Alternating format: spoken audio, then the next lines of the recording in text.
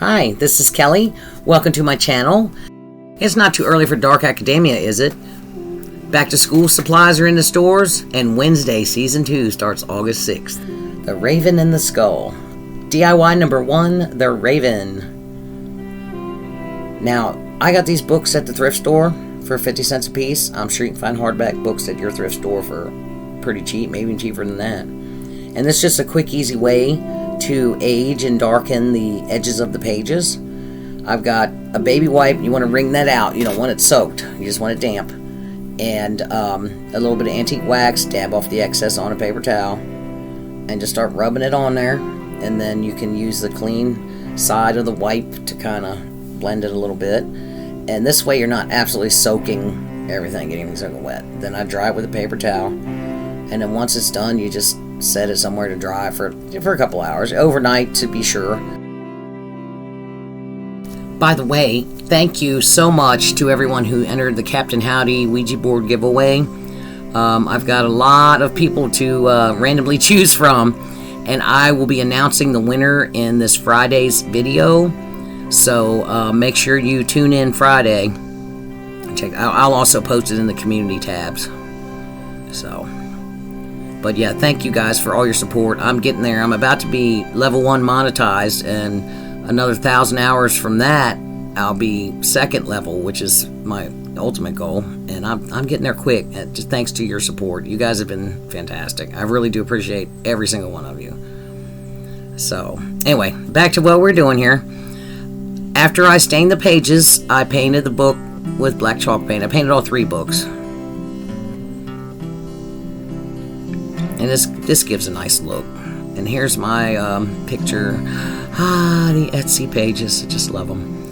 It's a beautiful raven. And I put the Mod Podge on the back of the paper instead of on the project, because I don't want that Mod Podge finish all over that book. I go back later and spray it with the clear coat, flat clear coat. Krylon and Rust-Oleum both make a fantastic product. You can get satin as well. I like the flat, but you can even do gloss if that's your preference. So anyway, I've been playing with Canva. I've been learning, I'm doing better, learning how to actually size things to fit items. It's sometimes you can't, and it's kind of, for me, it's kind of hard to do, but I've finally at least figured out these book spines. So I managed to do this. And, oh my goodness. I printed a few before I got it right. And I put Nevermore on, I did that on Canva as well, and printed it out. And of course you tear the edges and make sure it's going to fit. That's the hardest part, tearing it the right size without tearing it too much. You just got to take your time. And I find my little bitty pliers, if you have a tiny edge, it's like you can't grab it, and you just get so mad. And if you can grab look at that, so pretty. And you can grab it and start it with something, little bitty pliers or something like that. It does help. It does help. Once you get going, just keep it going. Don't stop in the middle, or you'll be picking at it again. So anyway, I keep running my mouth over here. So now I'm taking more of that antiquing wax and going around and coloring the white edges of the paper and distressing over top the black. See, I like that finish on the black, but I didn't want the Mod Podge finish. Even the matte, you can still see it, and you can see the brush strokes in it half the time too. So it depends what I'm doing, if I use that top coat or not. But yeah, I prefer the clear coat spray. So I wasn't happy with how dark the white edges got, so I just have a little tiny chip brush, just any tiny brush will do, and just darken those white areas, and then take the bigger brush and blend everything a little more once you do that. In hindsight, maybe do that first, hit your white edges with a small brush, and then go over everything with a bigger brush.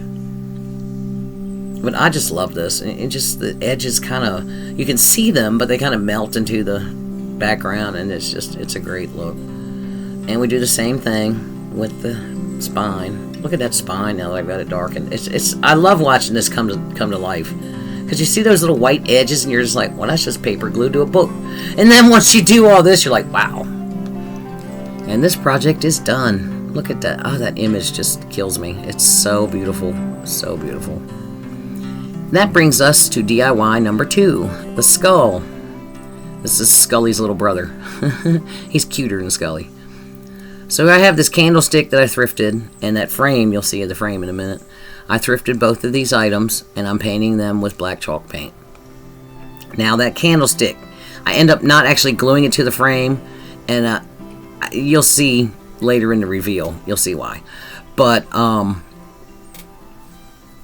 the candlestick, and I've told you this, and many creators I'm sure you've heard this from, the first coat of chalk paint going on glass or plastic, make sure it is completely dry before you put the second coat on. And I still have trouble with the second coat messing up the first coat, even after it's dry. Oh, wait a minute. My purple metallic, that's amethyst. The name of this color, it's Folk Art Amethyst Metallic. And I'm going to dry brush that to pick up all those beautiful raised design, whatever you want to call it. You know what I mean. I can't talk to... I'm always saying I can't talk today, but I guess that's every day. You know what I mean. Pick up all that beautiful detail. There you go. Pick up the detail. But I lost track of what I was saying. Oh, now I take flat black spray paint and spray paint whatever it is. And once that's dry, leave that to dry overnight. I wasn't even messing around. I was done fighting with it. I sanded off all the clumpy, lumpy mess I made trying to get the second coat on, cleaned it up, and spray painted with flat black. Then the next day, I let it dry overnight. The next day, I prefer the chalk finish, so I just put the chalk paint right over top of spray paint. Problem solved. So, yeah, and there's nothing wrong with the spray paint finish, but I wanted to match my frame. So here's my image. Oh, isn't he cute? With the book stack, and the roses are a similar color to my metallic paint, and it really pops once you get it together. I wish you could see it as well in the video as you can in person. So anyway, I also that's just a piece of cardboard, and I glued a piece of canvas to the cardboard first, and I discovered this by accident. If you Mod Podge something onto canvas, the texture comes through and it looks like it's printed on canvas. And then just to let you know, that is corrugated cardboard, and I could see the lumps in it, and I wasn't happy, so I redid it. Just to let you know. So the picture in the reveal looks a little better. You can kind of see it at certain angles. You can see the ridges in it. So anyway, and here we are. So here's what I was talking about. You can display them in a stack, which is how I have them in my living room, with the bird on top. I only did the spines on the other two books because they were just, to prop that up. And then you can just use it as a standalone book. You don't even have to do the other two books. You can just do one book. You can do a couple different books. I just love it. And here's my skull. Now here it is sitting on the candlestick. I didn't glue it to the candlestick because this frame is thick and wide enough it stands on its own. And it didn't need it. So let me know in the comments what you prefer, on the candlestick or off the candlestick.